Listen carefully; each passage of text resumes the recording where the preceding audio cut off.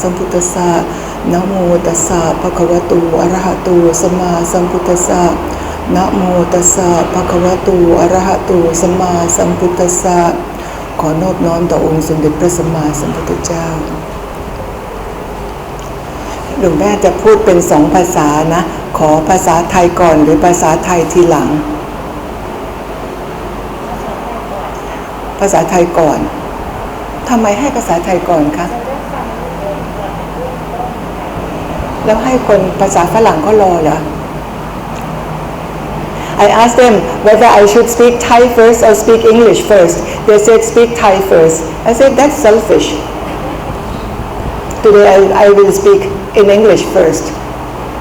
And then I will not translate because what the English speaking people are interested is not the same as what the Thai people would be interested. Today is quarter moon, that is dark moon, quarter moon, that is 8th day of the waning moon of the 12th month. As we in Buddhism we go according to the moon, so we cannot say our Sabbath day is on Sunday, not like that. It goes according to the moon. So today happened to be one of our Sabbath day. Let me share with you the story of the beating of the bell, beating of the gong. Before you came up, I was talking about this beating of the bell, which they have not really paid attention. I'm sorry to say, I have been talking about this beating the bell, ringing the bell, as an expression of practicing. But I'm sorry to say it does not happen in our Sangha. It does not happen in our temple. A story from Japan. A very old abbot. He didn't come out to do the morning chanting, evening chanting any longer. But he would be sitting in his kuti. Kuti is his small residence. And one day, he was listening to this beating of the gong, big gong. He was very impressed.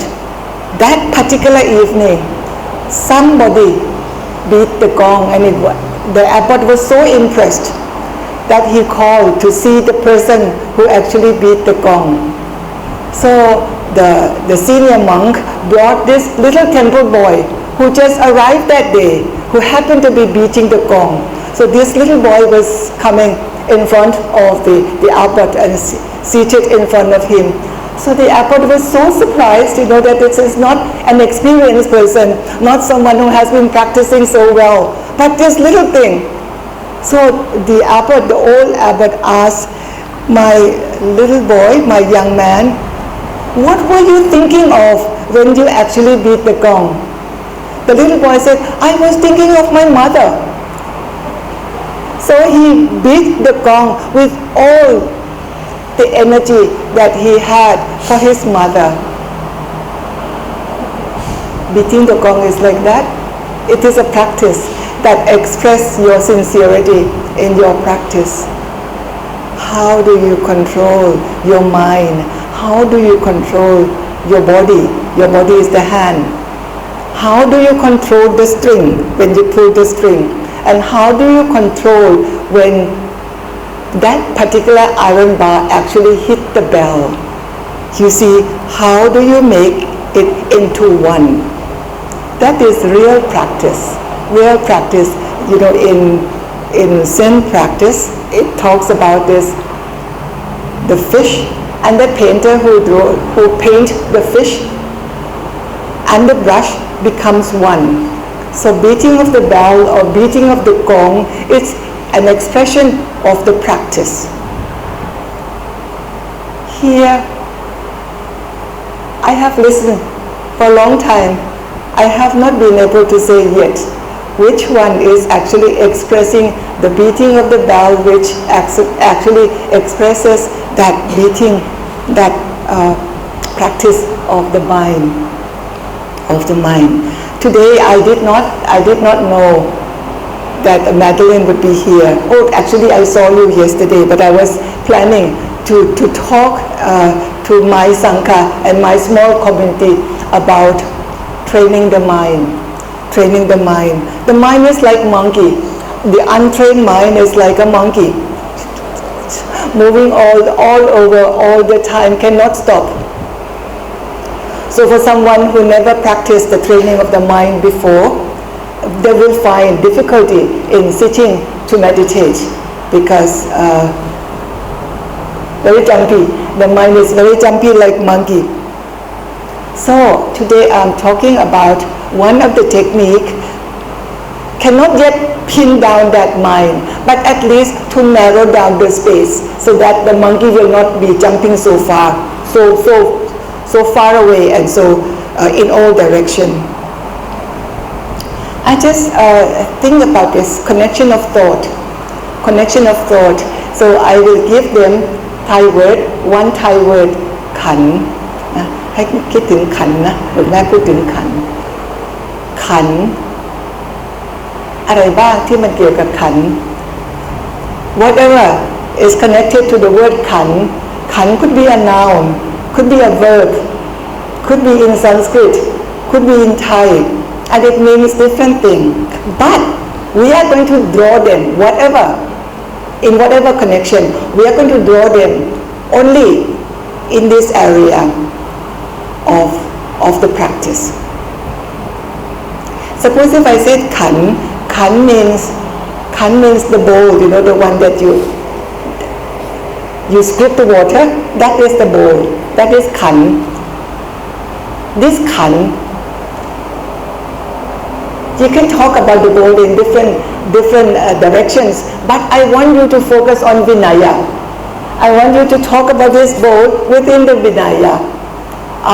There's a nice story in Buddhist text which talks about one monk, he went into toilet, in the toilet, and he cleaned himself and he came out with this bowl still sitting here, and there's some water left in the bowl. And then when he came out, another monk went in and saw that this bowl is not turned upside down and still some remaining water in the bowl, which is not correct. According to monastic practice, when you use the bowl, finish the bowl in the toilet, you should turn it down like this, so that when someone who come in will not have to use your remaining leftover water from you. You see, this is talking about the bowl. The other monk who came in second time start criticizing that monk who used the toilet first and leave this bowl, did not turn the bowl upside down. That is against the Vinaya. That is not correct. Now, the first monk, also he had his followers. The second monk also had his followers. The first monk was Dhammakatik, the one who was very good in giving Dharma talk. So he has his followers, those who give Dharma talk very well. And the second one who criticized the first one actually was Vinaya Dara, the one who uphold the Vinaya. Also he has his own followers. So now it is not a quarrel between the two monks, but it became the quarrel of the two groups of monks, one supporting this one supporting this one. It went on so bad you cannot imagine, only about this bowl. It went on so bad that the Buddha was thinking, why is it so loud noise, So he came out and he tried to intervene. The monks told the Buddha that you let us iron out this among ourselves, you don't worry. So the Buddha was so fed up with them that he actually left the Sangha. The Buddha left the Sangha and he went to the jungle, he went to the forest. And in this setting he was taken care of by the elephant. So you will see the story of how the Buddha was taken care of by the elephant, while the monks of these two groups still quarrel. You see, it started with the bowl. They went on so bad that now the people of that town came to see the Buddha But the Buddha is not here. What happened? What happened? Why the Buddha is not here? Oh, because these two groups were quarreling, so the Buddha left. Oh, so that's so bad, People say that's bad. That's bad of the monks. So they refuse to offer alms to the remaining monks. The lay people. This is the role of the lay people. The lay people stopped offering alms to the monks. As a result, the monks went without food for a couple of days. Of course they get hungry, and eventually they let go of their holding on to I, me, my mind. They came together and they united again, and then they sent representatives of their groups, to follow the Buddha wherever the Buddha went, and to invite the Buddha back.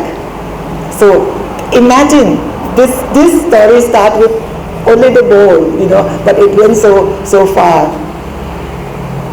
And the rule is set down. The rule is set down that the bowl that you use in toilet, always turn it up like this after your use. So also in our temple, I noticed the plastic bowl is floating in the water. That is not proper. You always have to turn it. After bath, some of you take bath in the water that collect like that. You need to turn down the bowl. Yes. Now, I am still with the word kan. Now this time, this time kan spelled differently. It has something to do with jivra. It has something to do with the robe. When you open the robe, our robe that we wear is very big. You will see there are 5 panels like this. For Thai jivra, within this one long panel, there will be 2 sections, the smaller section and the longer section. But if you go to Sri Lanka, the section will be 3. And this is called Ha Khan. This 5 panels is called Ha Khan, the same pronunciation as the bowl, but when it is spelled differently. The pattern of the jivra actually came with a nice story from the Buddha's time, that as monks, they wore patched robes. These patched robes, pieces of patched cloth, actually came from rags that people throw away. As monks, even the cloth was rare in that time, so they have to collect the thrown away rags, wash them clean, cut them into squares, stitch them up together in order to make big enough jivra to wear. So that panel is also called kan. Connection of thought. I am using one word, but to connect you so that your ideas, the monkey mind is going all over, but we are going to limit them to talk about that which is kusala, that which is wholesome. Kusala is to let go of the bad ones, to let go of the evil ones, so that our mind will be narrowed down, and the space that the mind can jump around is only in this limited space of the word kan. So connection of thoughts, I allow connection of thoughts to go only to the word kan. The first one was kan, the bowl. The second one, kan, is panel in the jivra, like that, So in this way of training the mind, we allow the mind to have narrower space. And the space that we allow, it is always kusala, that it's always wholesome. There's yet another kan. This kan is sword, also pronounced as kan, but spelling is different. If you go to the second floor, you will see พระโพธิสัตว์ฝ่ายปัญญาชื่ออะไรนะคะ